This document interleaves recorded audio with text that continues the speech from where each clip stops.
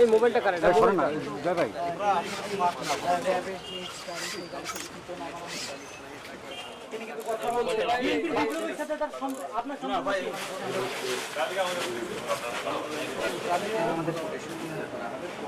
কি সংবাদ শুনলেন?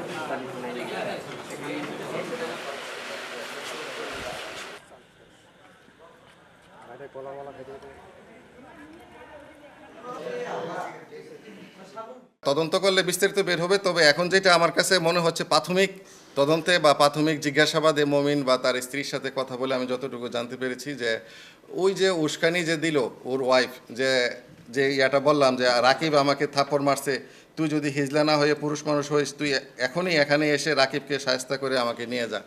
এইটাই থেকেই সে মূলত এই রাগটা থেকে, তার বউ যে এটা বললো, এই রাগ থেকেই পরের দিন সে এই হত্যাকাণ্ডটি সংঘটিত করেছে মর্মে সে আমাকে বলেছে প্রাথমিক জিজ্ঞাসাবাদে।